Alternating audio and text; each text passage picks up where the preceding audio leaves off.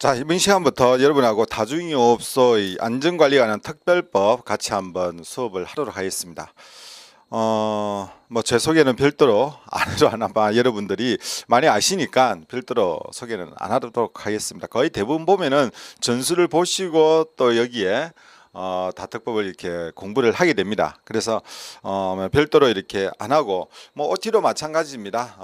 뭐 이게 OT가 될지 안 될지는 모르겠지만은 간단하게 우리가 다특법의 어떤 전략이라고 할까? 그런 부분에 대해서 간단하게 말씀을 드리고 시작을 하도록 하겠습니다. 여기 이제 과목은 교회에서 장이죠, 그죠? 교회에서 장에만 해당이 됩니다. 장에만 해당되는데, 이제 이게 장 승진 공부하시는 분들이 과목이 전반적으로 보면 제일 많습니다. 좀 부담되는 과목들이 많고, 거기 보면은 기본법, 설치유지법, 그리고 다특법이 있고, 그다음에 유물 안전에 관한 법률이 있습니다. 그리고 전술이 있죠. 전술이 있는데, 자, 그러면은 과연 여기서 많은 질문을 하시는 분들이 2년차 되는데 경력도 얼마 안 되고 뭐 검평도 얼마 안 되는데 과연 시험에 합격할 수 있는가 하는 이런 질문을 많이 합니다.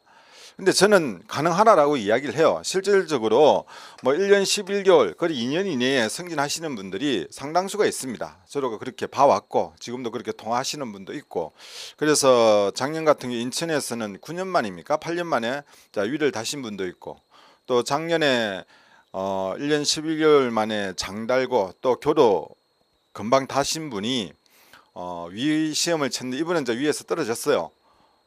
왜 떨어졌냐면은 행정법 때문에 떨어졌습니다. 이분은 떨어졌는데 행정법을 너무 많이 나가는 바람에 이렇게 올해 지금 또 열심히 하고 있습니다. 하고 있는데 어쨌든 1년 11개월 만에 됩니다. 그런데 이제 1년 11개월 만에 거의 이제 2년 이내에 합격하시는 분들이 전체적으로 틀리는 개수를 보면은 한 6개에서 7개 정도 됩니다. 6개에서 7개. 그러면 사실 이게 많은 숫자는 아니죠. 상당히 어려운 숫자입니다. 어려운 숫자지만은 이 정도 되었을 때는 합격의 안정선에 들어간다라고 우리가 볼 수가 있습니다. 근데 만약에 그의 이제 시험 문제가 쉽게 나왔다. 예를 들어 2015년도에 부산 같은 경우는 상대적으로 좀 시험 문제가 쉽게 나왔어요. 장시험이. 이렇게 되면은 이 숫자를 이제 줄여야 되겠죠. 한번 4개나 5개 이렇게 줄여야 됩니다. 그런데 일반적으로 보면은 제가 뭐 이걸 한 5년 넘게 이렇게 하다 보니까 일반적으로 하다 보면 6개에서 7개 정도가 되면은 합격하는 데는 문제가 없더라는 겁니다. 내년에는 올해는 또 어떻게 될지는 모르겠습니다만은 지금까지 해왔던 관례를 본다면 이 정도 되면은 돼요. 그런데 여기에 뭐 교육이라든지 또 여러분이 가점을 받을 수 있는 부분들은 최대한 받을 수 있도록 해놔야 둬야 되겠죠, 그죠? 자, 그러면은 6개, 7개인데 전술에서는 대부분이 합격하시는 분이 2개 내지 3개입니다. 요 이상 안 틀렸어요. 요 이상 안 틀렸고, 문제는 이제 요 부분입니다. 요 부분인데 6개, 7개 하기 위해서는 이 4과목 중에서 최소한 3개에서 4개 이상 나가면 안 된다는 겁니다. 그렇죠? 3개에서 4개 이상 틀리면 안 되는데, 자, 그러면은 전술은 뭐 그렇다 치고 제껴두고 여기에 있는 4개 과목 중에서 3개에서 4개 틀리려고 그러면은 여러분들이 설치유지법이라든지 유효물은 사실 분량 면에서도 마찬가지고 조항도 마찬가지로 외워야 될 것도 상당히 많이 있습니다. 그렇기 때문에 여기에서 보통 보면 한 2문제에서 4문제 정도 이렇게 틀리는데 뭐 여기에는 어쩔 수 없이 그렇다 치더라도 기본법하고 다특법에서는 여러분은 목표는 진짜 하나 이상 나가면 2개 과목 해가지고 하나에서 많게는 둘까지 나가면 안 돼요. 거의 하나에서 2 이상이 이렇게 안 틀린다는 목표를 가지고 공부를 하셔야 됩니다. 그래야지만이 지금 2년차 되시는 분들이 충분히 합격할 수 있는 가능성이 높아집니다. 그런데 기본법이나 다특법에서 뭐 2개 이상 나가버렸다. 2개 과목에서 그러면은 사실 설치나 위험물에서 여러분들이 틀리는 문항수를 엄청나게 줄여 주셔야 돼요.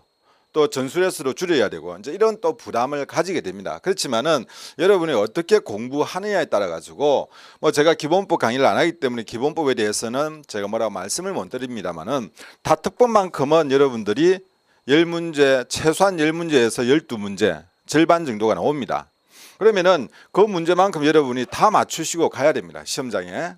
그걸 목표로 해 주셔야 되고, 그렇게 하기 위해서는 어떻게 해야 되느냐? 지금 다특법 같은 경우 조항수가 한 29조, 약 30조가 안 되죠. 30조 내입니다. 30조 내에 조항수가 이렇게 되는데 여기에 있는 내용들을 거의 다 여러분들이 다 외우고 시험장에 갑니다. 거의 공부를 학습을 하시다 보면은, 근데 시험장에 딱 가면은 간혹 애매한 문장들이 나옵니다. 한 두세 문제 나오죠. 그게 왜 그러냐면은 우리가 저로 이제 시험 출제를 해봤습니다만은 시험 출제를 하게 되면은 상중하 이렇게 분류가 됩니다. 상중하 넣게 되면은 보통 상은 한 25%, 뭐 50%, 25% 이렇게 됩니다. 이래서 이제 50, 100%를 맞추는데 중이나 하 정도는 다특법은 거의 다 맞춘다 보시면 돼요. 한 두세 번만 보시더라도 중이나 하 정도는 이렇게 전부 다 맞춥니다. 그런데 상 문제 있잖아요. 상의 목표는 뭐냐면 여러분이 틀리게 만드는 게 목표예요. 수험생들이. 그리고 나름대로 이렇게 공부를 했는지 안 했는지 거기에 따라서 이제 차이를 둬야 되겠죠. 그죠? 자, 그걸 목표로 해가지고 만드는 문제가 상 문제입니다. 그러면은 여러분들이 다특법에서 12문제 나왔는데 12문제 중에서 거의 다 만점을 받을 수 있도록 하기 위해서는 어떻게 해야 되느냐? 결국은 상 문제를 맞춰야 돼요. 요거 못 맞추면은 사실은 좀 힘들어집니다. 그래서 보통 2문제에서 3문제 정도 놓을 수 있는 상에 해당되는 문제를 맞추기 위해서 여러분들이 어떻게 공부를 해야 되냐, 그걸 이제 여러분하고 저하고 앞으로 해 나가야 될 문제가 됩니다. 그래서 법은 그냥 쉽게 넘어갈 상은 아닙니다. 조항이 적기 때문에 점수는 고득점이 됩니다만은 합격선에서는 요 문제를 안 맞추면 멀어질 수밖에 없죠. 대부분 다 점수를 잘 받기 때문에 결국은 이 문제를 누가 많이 맞추고 적게 틀리느냐가 합격과 연관이 있습니다. 그래서 저는 여러분하고 감히 약속을 한다면은 다특법만큼은 만점을 목표로 이렇게 가고 싶습니다. 하나도 안 틀리게. 그래서 저도 열심히 하겠습니다만은 또 여러분도 나름대로 개별적으로 또 암기해야 될 부분은 암기하시고 또 중요한 부분은 제가 찍어 드릴 겁니다. 또 토시 같은 거 이런 부분에 대해서도 제가 말씀을 드릴 테니까 같이 한번 열심히 해 보도록 그렇게 같이 한번 노력을 합시다. 아시겠습니까? 역시 대답은 없습니다. 허공의 메아리 같이 지금 울리고만 있습니다. 자, 본론으로 들어갈게요. 자, 먼저 다특법 같은 경우에 먼저 목적이 나와 있는데 사실 목적 부분은 우리가 시험 공부를 하다 보면은 그냥 쉽게 넘어가는 부분입니다. 그죠? 아마 여러분 다른 공부를 많이 합니다만은 다른 공부에서도 어떤 법 과목이 있으면 목적 부분은 쉽게 넘어가요. 근데 다특법 같은 경우는 분량이 적다 보면은 이 적은 분량 안에서 몇 문제를 만들어내야 되느냐? 기본적으로 75문제 중에서 약 한 40 몇 문제, 30문제, 35문제 정도는 만들어줘야 돼요. 왜 그렇습니까? 결국은 전체 75문제, 저는 75문제 중에서 25문제를 뽑아내잖아요.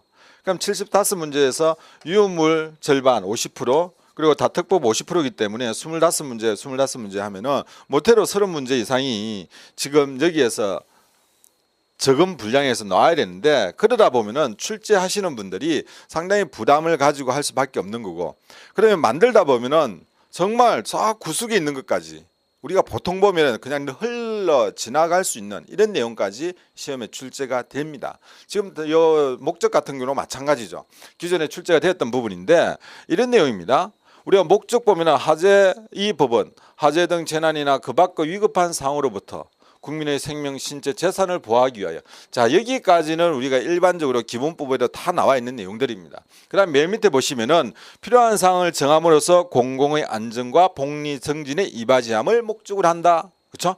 이 부분도 마찬가지로 나와 있는데, 자, 중요한 거는 여기에 있는 겁니다. 여기에 보시면은, 자, 구체적으로 들어가면은 다중이용업소의 안전시설, 첫 번째가 다중이용업소의 안전시설 등의 설치 유지, 두 번째가 안전관리와 화재 위험평가, 세 번째가 다중이용업주의 화재 배상 책임보험에 관해서 이렇게 구체적으로 딱 명시를 해놨어요. 자, 이런 내용을 보기 중에서 자, 다음 1번, 2번, 3번 해가지고 틀린 것을 찾아내는 거겠죠. 바른 것을 찾아내는 것보다는 틀린 것을 찾아내는 그런 문제가 많이 나올 수가 있습니다. 왜냐하면 여기 보기 기본적으로 나와 있기 때문에. 근데 또 보면은 이렇게 되어 있죠. 1번, 2번, 3번, 그 다음에 이런 걸 내가지고 4번 이렇게 냅니다. 예를 들면은, 그러면은 뭘 바꾸느냐? 이거예요. 다중이용 업주 돼 있죠. 업주. 요거를 뭐로 바꾸면 될까요? 업소로 바꿉니다. 업소. 예를 들면은, 자, 이렇게 바꾸면은 뭡니까?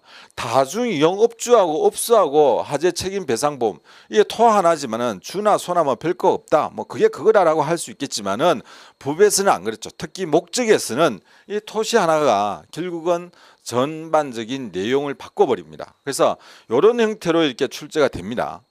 뭐 시험장에 가면 유치하게 문제 냈다. 유치한 거 아니에요. 만약에 출제가 되었다면은 맞춘 사람한테는 유치한 게 아니고 틀린 사람한테만 유치한 거예요. 그래서 이런 부분을 가지고 문제 낼 수 있으니까 여러분도 이 부분에 대해서 별거 아닌 것 같지만은 이런 내용들 잘 기억해 두셔야 됩니다. 그래서 여기 보면 다중이용 업소가 아니고 업주의 화재 배상 책임에 관한 내용이라는 것도 여러분이 잘 기억해 주시고 목적에서 그렇게 정리를 하시고 넘어가시면 되겠습니다. 자, 다음에 이제 본론으로 들어가도록 하겠습니다. 정의입니다. 아마 이렇게 적은 분량에서 문제를 출제하게 되면은 기본적으로 나오는 게 정의 파트 문제는 반드시 들어갑니다. 어떤 분이 출제하더라도 정의 파트에서 문제가 들어가는데, 이제 그 정의가 올해 출제되느냐 안 되느냐 하는 거는 선별하러 들어가신 분이 이렇게 뽑을 때 결정되겠죠. 뽑을 때 결정되겠지만은 기본적으로 정의 부분은 시험에 있어 가지고 반드시 일단은 출제가 되는 항목이고, 선별 과정에서 뭐 들어가든 빠지든 그런 문제가 생길 수 있겠지만 일단은 거론이 되는 내용이다 하는 겁니다. 그리고 용어 정의를 여러분들이 확실하게 해두면은 그 다음부터 여러분이 학습하는 데 상당히 도움이 됩니다. 그래서 제가 용어 정의와 관련해 가지고 아마 2시간 정도 이렇게 할애를 할 겁니다. 시간을. 그래서 이번 시간에 한 절반 정도 하고 다음 시간에 또 나머지 절반 이렇게 할 겁니다. 근데 절반 한다 해가지고 용어 정의만 하는 건 아니죠. 그 뒤에 시행령이라든지 규칙에 나와 있는 내용도 같이 한번 짚어가지고 넘어가도록 하겠습니다. 책 구성이 그렇게 되어 있습니다. 법령 규칙 형태로 이렇게 전개가 되고 있으니까 아마 여러분들이 개별적으로 학습하시는 대로 큰 어려움 없이 이렇게 되어 있을 겁니다. 이게 1월 16일 올해 올해 1월 달이죠. 1월 며칠입니까? 그 앞에 보면 내용이 있는데 1월 달까지 개정되고 또 시행되는 내용을 반영해 가지고 구성을 했습니다. 그래서 가장 최근 내용이 들어가 있다 이렇게 보시면 되겠습니다. 자, 본론으로 넘어가도록 하겠습니다. 다중이용업이란 불특정 다수인이 이용하는 영업 중 화재 등 재난 발생 시 생명, 신체, 재산상의 피해가 발생할 우려가 높은 것으로서 대통령령으로 정하는 영업을 말한다 이렇게 돼 있어요. 자, 이게 보시면은 그냥 불특정 다수인, 우리가 상식적으로 이야기하면은 자, 다중이용업소가 뭐냐 이러면은 여기까지가 생각합니다. 불특정 다수인이 이용하는 영업, 요걸 우리가 다중이용업이라 이야기를 하죠. 그런데 다중이용업소의 안전관리에 관한 특별법, 다특법에서 말하는 다중이용업이라는 건 뭐냐면은 당연히 이거는 해야 됩니다. 포함이 돼야 되죠. 불특정 다수인이 이용하는 영업 중, 그렇죠? 여기 중요합니다. 중. 자, 화재 등 재난 발생 시 생명, 신체, 재산상의 피해가 발생될 우려가 높은 것으로서 대통령령이 정하는 영업을 말한다 이렇게 돼 있어요. 그래서 이제 문제 이런 게 잘 나오죠. 자, 문제 해가지고 다음 중에서 다특법에서 말하는 다중이용업에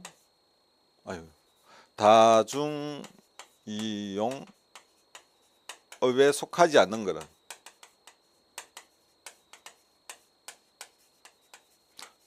자, 이런 문제가 가장 평이하게 나오는 문제들입니다.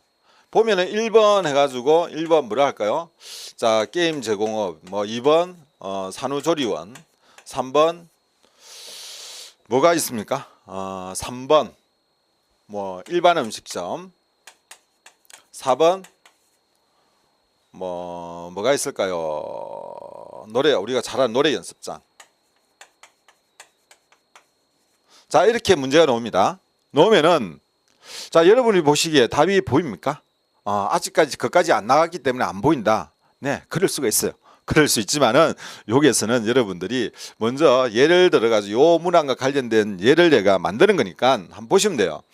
자, 일반적으로 다음에 시행령 대통령령으로 다음 시간에 수업을 할 건데, 대통령령에 가면은 이제 이런 내용들이 나옵니다. 개별적인 항목들에 대해서 설명을 할 겁니다. 거기에 보면은 그냥 이 업종 A라는 업종은 반드시 뭘 했나? 다특법의 적용을 받는 대상이 있습니다. 적용 대상.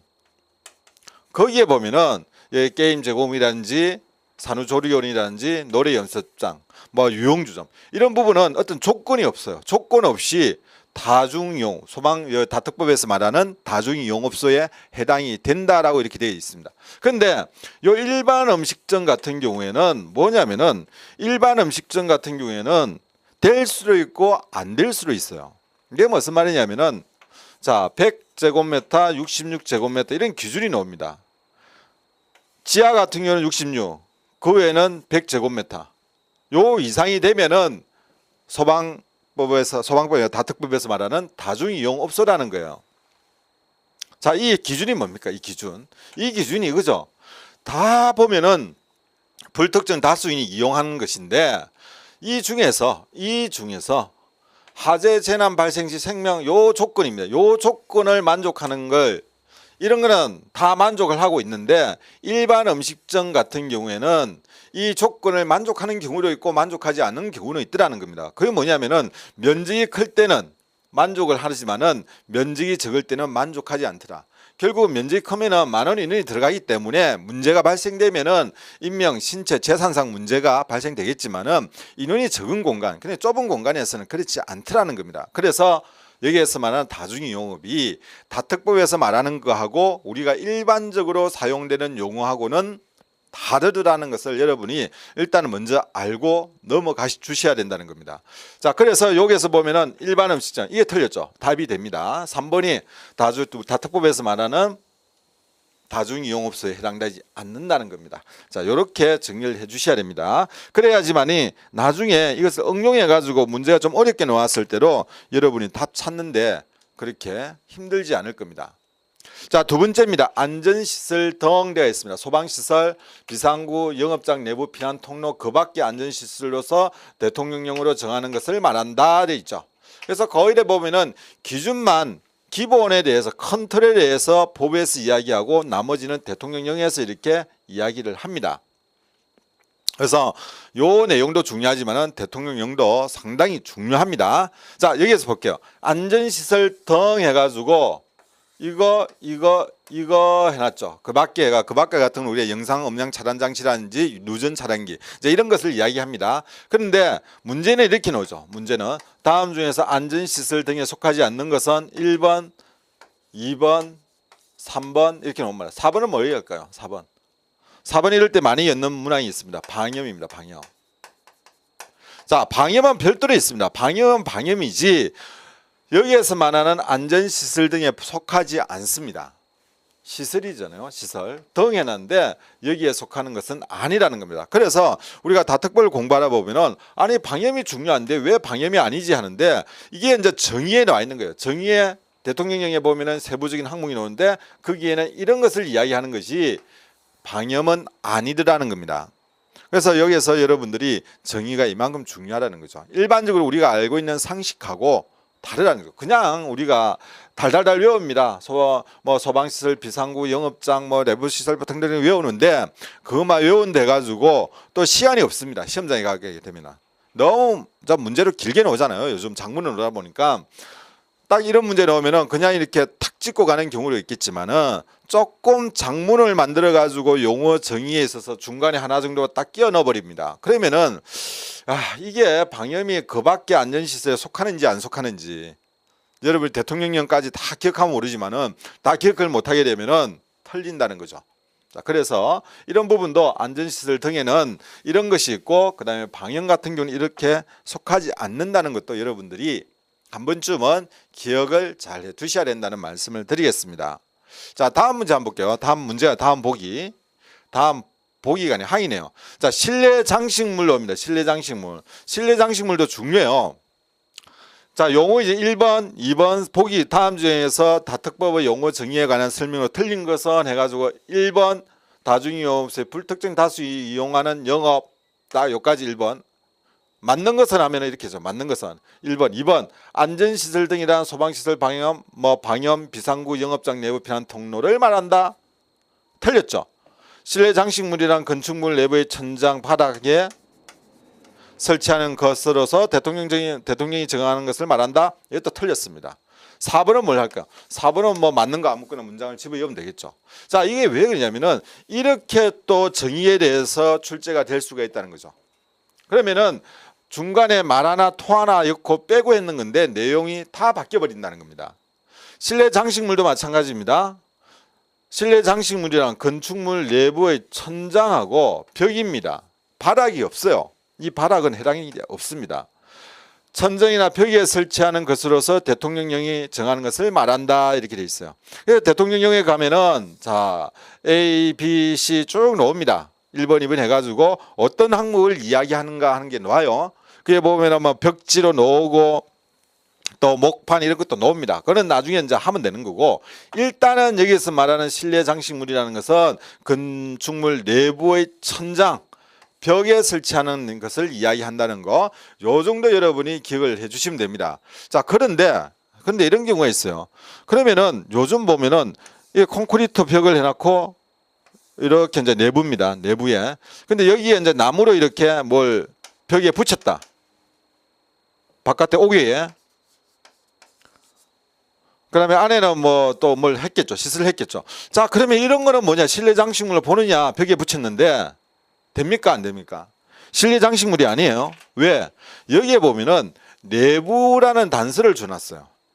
그래서 외부에 이렇게 인테리어를 한다 하더라도 이거는 또 여기에서 말하는 실내 장식물이 아니라는 겁니다. 그러면 실내 장식물인 거하고 아닌 거의 차이가 뭐냐? 나중에 되면은 실내 장식물에 대해서는 방염돼야 되고 여러 가지 추가적인 또 행위가 이루어져야 됩니다. 그 행위가 이루어져야 되는데 그 행위의 근거가 되는 거. 들어가다 보면은 이거죠. 실내 장식물이라는 것은 내부에 설치되는 걸 이야기하지 외부에 설치되는 것은 아니라는 겁니다. 또 이런 경우가 있죠. 여러분은 그 음식점 가면은 뭐 이렇게 음식점이 이렇게 큰 데 있습니다. 건사하게 차려놨는데 바닥을 참 멋있게 하기 위해서 나무로 이렇게 바닥을 이렇게 해놨어요.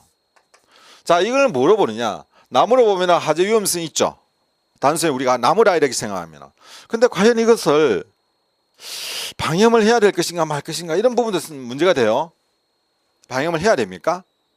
이제 이런 문제가 됩니다. 그러면은 방염을 해야 되는 것은 뭐냐면은 자, 이 대상이 실내 장식물로 볼 것이냐 안 볼 것이냐 하는 이런 문제부터 우리가 먼저 생각해야 돼요. 그래야지 실내 장식물이기 때문에 방염을 해야 된다든지 이런 결과가 나오는데 여기에 보면은 실내 장식물에는 속하지 않죠. 바닥은 빠져 있기 때문에. 그죠? 그렇게 됩니다. 그리고 또 바닥에 방염을 한다 해가지고 이게 효과가 있습니까? 없죠. 사람들이 이렇게 밟고 지나다니는데 처음부터 그렇게 방염 제품을 넣은 것도 있겠지만은 거의 나무는 어떻습니까? 뒤에 후처리 작업을 하게 됩니다. 그러면 후처리 작업을 하다 보면은 사람을 밟고 넘어가면은 페인트 벗겨지는 것과 똑같아요. 벗겨지기 때문에 큰 효과도 없습니다. 실질적으로는. 그래서 뭐 여기에 대해서는 우리가 별도 규정을 주지 않고 있죠. 거기다 보면 벽이라든지 천정 부분에 대해서 이렇게 규정을 잡고 있습니다. 그리고 또 연소 속도라는 게 마찬가지죠. 바닥을 통해서 연소 확대되는 거하고 상부 쪽으로 이렇게 확대되는 거 보면은 벽이나 천정 쪽으로 확대되는 그 비율이 상당히 높죠. 그죠? 몇 배가 됩니다. 바닥은 거의 바닥을 통해 가지고 확대되는 것은 정말 이게 인화성 물질이 있는 경우 그런 예외적인 경우 외에는 거의 이렇게 확대가 덜이죠. 빠르지 못합니다. 그래서 상부 쪽으로 위쪽으로 확대가 빠르기 때문에 거기에 대해서 이런 어떤 대응을 하기 위해서 이런 실내 장식물이라는 정의를 만들어 놨고 그리고 벽 천장이나 벽에 대해서 대통령이 정하는 것은 어떤 조치를 할 수 있도록 규정을 해 두었습니다. 자, 여기까지 여러분이 조금 정리를 하시면은 별거 아닌 것 같지만은 어때요? 정의 부분에서도 충분하게 문제될 수 있는 내용들이 많이 있다는 거 아시겠죠? 그죠? 많이 있습니다. 그래서 정의 부분을 여러분이 너무 간단하게 생각하고 넘어가서는 안 된다는 겁니다. 자, 다음 또 한번 보겠습니다. 자, 하재 위험 평가란 데 있습니다. 하재 위험 평가란 다중이용업소 이용업소의 이용업소가 밀집한 지역 그리고 건축물에 대하여 하재 발생 가능성과 하재로 인한 불특정 다수인의 생명, 신체, 재산상의 피해 및 주변에 미치는 영향을 예측 분석하고 이에 대한 대책을 마련하는 것을 말한다. 이것을 뭐라고 하느냐? 하재 위험 평가 이렇게 납니다. 하재 위험 평가. 자, 그러면은 하재 위험 평가가 뭐냐 하면은 여러분이 일단은 머릿속에 들어와야 되겠죠. 밀집 지역, 다중이용업소 밀집 지역, 그리고 건축물. 야, 이게 다중이용업소 밀집 지역은 알겠는데 예를 들어 종로거나 서울의 간철동, 뭐 부산의 서면, 뭐 각각의 중심 지역에 가면은 뭐 3층짜리, 5층짜리 이렇게 뭐 다중이용업소 시설이 밀집된 곳이 있습니다. 우리가 보통 번화가라 이렇게 이야기하죠. 중심가 이렇게 이야기하는데 이런 지역이 있는 반면에 창원에 가면은 이런 경우가 이런 게 참 많더라고요. 뭐냐면은 이게 뭐 한 5, 6천 평 이렇게 됩니다. 한 층에 5, 6천 평은 안 될 것 같고 뭐 예를 들어 한 1,000평쯤 됩니다. 예를 들어 1,000평쯤 되면은 여기에 보면은 뭐 노래방 1층 보면은 이제 음식점이 쫙 있죠. 그러니까 커피점도 있고 그다음에 또 뭐가 있고 게임방도 있고 뭐 노래방도 있고 유흥주점도 있고 이랬습니다. 막 있어요. 근데 꼭 위에 보면 뭐가 있습니까 이게? 텔이 있죠, 그죠? 왜 위에 텔이 있는지 모르겠습니다만은 이런 형태로 구성이 된 데가 많아요. 자, 이런 대상을 우리가 뭐라고 하느냐면은 여기에서 말하는 건축물, 우리가 보통 복합 건물이라 얘기하는데 여기에서 말하는 건축물이라는 것은 이런 대상을 말한다. 그렇게 여러분이 이해를 하시면 되겠습니다. 뭐 이런 대상은 이미 여러분이 머릿속에 들어오실 거고 이런 건축물이라는 것은 이런 형태의 건축물로서 하재 발생 가능성과 많죠. 하재로 인해서 불특정 다수인의 생명, 신체, 재산상의 피해 및 주변에 미치는 영향을 예측 분석하고 이에 대한 대책을 마련하는 것을 말한다. 이렇게 돼 있어요. 그죠? 자, 그렇게 정리를 해주시면 되겠습니다. 뭘 이야기하는가? 하재 위험 평가라는 게 이런 것이다 하는 정도로 여러분이 마무리를 해주시면 될 것 같아요. 자, 다음 장항 보겠습니다. 밀폐구조 영업장이 나옵니다. 밀폐구조 영업장이란 지상층에 있는 다중이용업소 영업장 중 채광, 환기, 통풍, 피난 등 용이하지 못한 구조로 되어 있으면서 대통령령으로 말하는 기준에 해당하는 영업장을 말한다 되어 있는데 여기에서 말하는 대통령령으로 정한다는 기준이라는 거는 뭐 간단히 말하면은 여기에서 또 조항에 가면 뭘 들어가면은 설치유지법으로 들어갑니다. 설치유지법에 들어가다 보면 무창층이라는 기준이 나오는데 여기는 무창층 기준과 같아요. 그래서 설치유지법도 하고 같이 공부하기 때문에 여러분들이 조금 이해는 빠를 걸로 생각됩니다. 여기서 말하는 것은 무창층을 이야기한다 이렇게 보시면 됩니다. 자, 그러면은 이 밀폐구조 영업장 중에서 여러분이 만약에 단어를 고친다면 어떤 단어를 고치면 될까요? 뭐가 제일 중요하다 생각하십니까? 그렇죠. 이겁니다. 여러분이 방금 생각했듯이 지상층이라는 거예요. 지상층에 있는 다중이용업소 영업장 중 되어 있습니다. 지상층에 있는 대상을 이야기하는 거지 지하층 그 자체는 처음부터 무창층이에요. 지하에 무슨 창을 만들어요. 그죠? 그래서 지하는 어쩔 수 없이 지하 나름대로 기준이 강화되어 있습니다. 그래서 앞에 이야기했듯이 일반 음식점 같은 경우에는 지상 같은 경우 100이지만은 기준이 지하 같은 경우 66입니다. 낮아지죠. 그리고 소방시설도 지하 같은 경우는 강화가 되어 있습니다. 마찬가지로 밀폐 구조라는 것은 지상층에만 해당되는 겁니다. 지하층은 아니에요. 그래서 지상층에 있는 다중이용업소입니다. 중에서 무창층 기준에 해당하는 영업장, 그것을 밀폐 구조 영업장이라고 이야기를 한다는 겁니다. 됐죠, 그죠? 지상층이라는 단어, 요거만 여러분이 기억을 해 두시면 되겠습니다. 자, 그 다음에 6번째로 영업장의 내부 구획이에요. 내부 구획. 다중이용업소 영업장 내부를 이용객이 사용할 수 있도록 벽 또는 칸막이를 이용해서 구획된 실을 말한다 돼 있죠. 우리 이제 실무에 들어가면 이렇죠. 실무에 들어가면 여기에 뭐 입구가 있습니다. 테이블도 있고 이제 입구가 있고 이렇게 뭐 이렇게 실이 만들어질 거예요. 자, 실이 만들어지면은 이게 실이에요. 실. 통로. 요건 영업장입니다. 영업장의 실은 이걸 말하는 거예요. 그래서 나중에 실 면적 계산 뭐 이렇게 하면은 이제 이런 면적을 이용해야 된다는 거.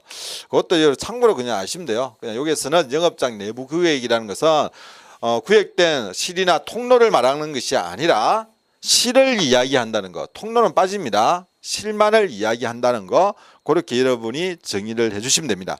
자, 이렇게 해가지고 우리가 다특법 법에서 말하는 정의에 대해서 6개 항목을 한번 살펴봤어요.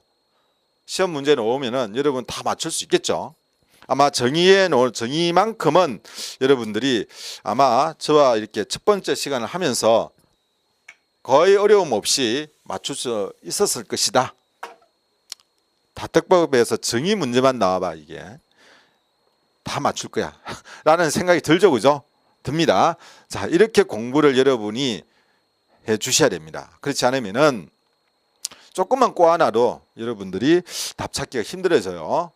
자, 시행령에서 말하는 다중이용업소의 종류에 대해서 한번 살펴보도록 하겠습니다. 종류는 일단은 먼저 첫 번째 나오는 게 휴게 음식점 노조, 그죠? 그래서 이걸 하나 기억해 두십시오. 휴일제 166입니다. 휴일제는 아시죠? 휴일제 166입니다. 그래서 대상이 뭡니까? 휴게 음식점, 저가점, 일반 음식점이에요. 자, 요거 뭡니까? 166은 또 뭡니까? 바닥 면적, 여기에 우리 공통규제가 아니고 다 특법에서 오는 거는 거의 다 바닥 면적 합계입니다. 바닥 면적 합계가 100제곱미터. 지하층인 경우에는 그 영업장의 바닥 면적 합계가 66제곱미터 이렇게 돼요. 됐죠, 그죠? 이겁니다. 지하층이 아닌 경우에는 100, 그 다음에 지하층인 경우에는 66입니다. 요 기준을 물어보는 거예요. 그래서 휴일제 166을 여러분이 기억해 두시면 되고, 그 다음 추가적으로 이걸 한번 볼게요. 다만 영업장이 지상 1층, 지상층과 직접 접하는 층에 설치되고 그 영업장의 주된 출입구가 건축물 외부의 지면과 직접 연결되는 경우 제외한다 이렇게 됐죠. 요 기준 이상이다. 예를 들어 1층에 뭐 200이라 하죠.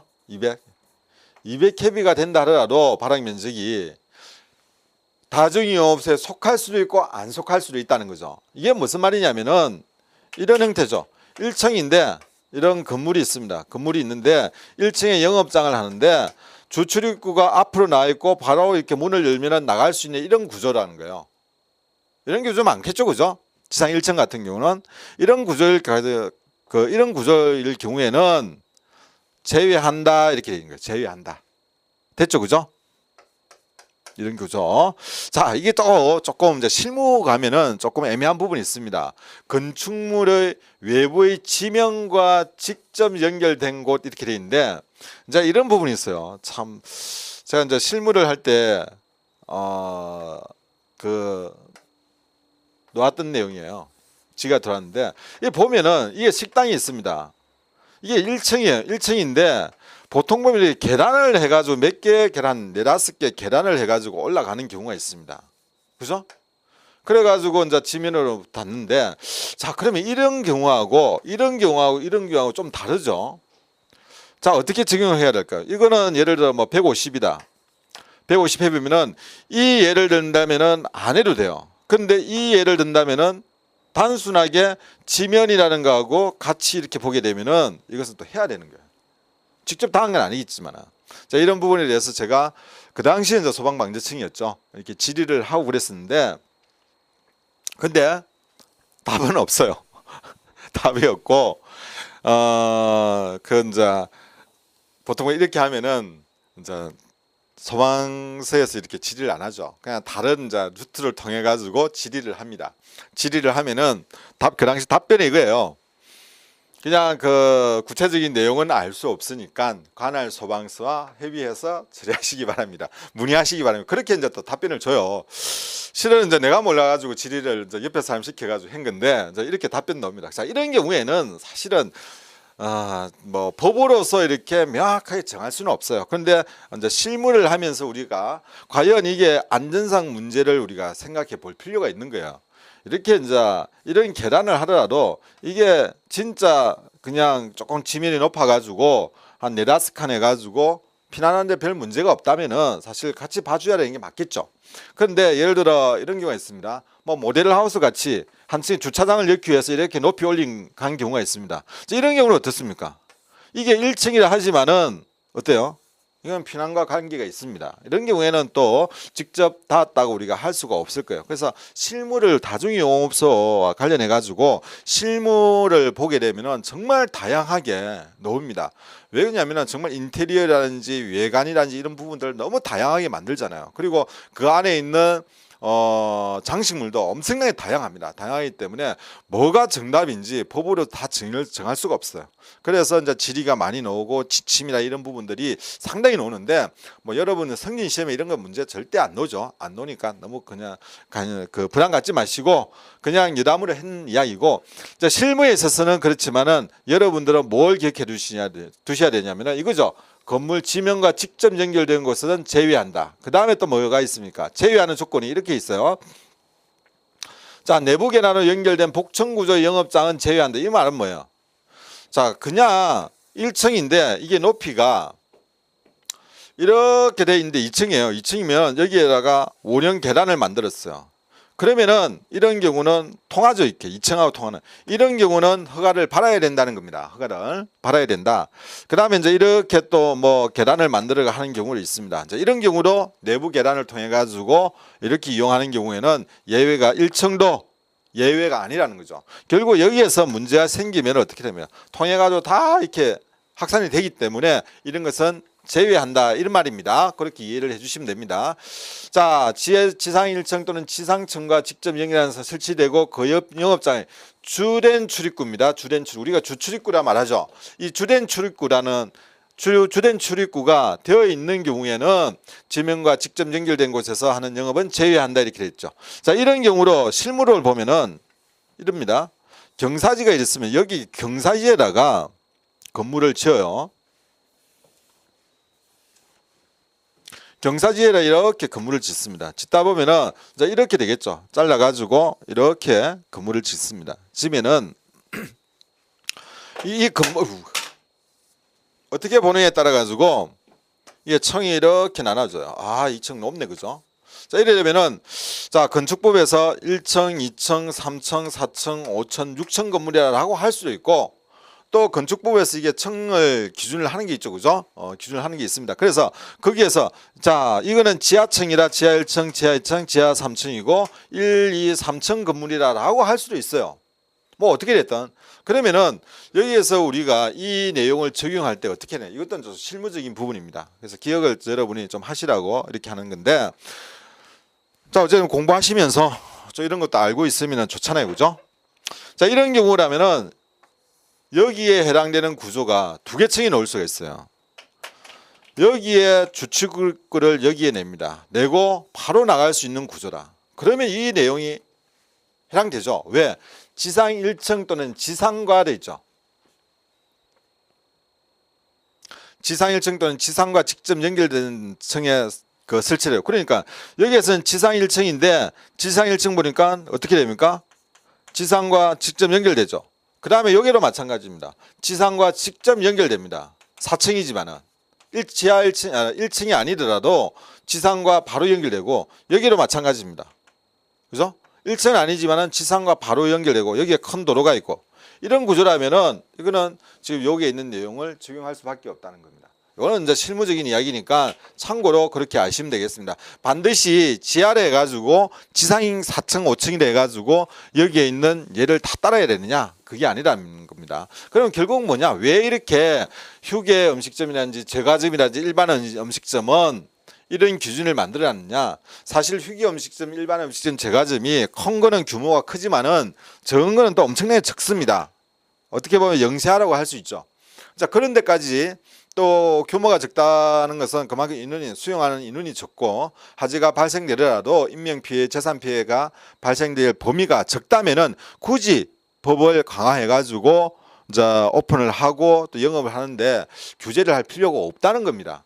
그렇게 실제적으로 피해액도 적을 것 같고 그래서 이런 조건을 뒀다는 거죠. 그래서 무조건 앞에서 이야기했듯이 무조건 일반 음식점이고 제과점이고 휴게 음식점이 돼가지고 다 특별해서 말하는 다중이용업소가 아니라는 겁니다. 자, 됐죠, 그죠? 자, 여기까지 하고 다음 조항을 한번 보겠습니다. 그러면 단란주점 영업과 유흥주점 영업업 되어 있습니다. 요거는 이유 없습니다. 지하에 하든 지상에 하든 1층에 하든 관계없이 단란주점, 유흥주점 무조건 위험하기 때문에 인명 피해가 많이 날 수 있기 때문에 이런 경우에는 다중이용업소에 속합니다. 그래서 우리가 말하는 소위 말하는 완비증명을 팔아야 되죠.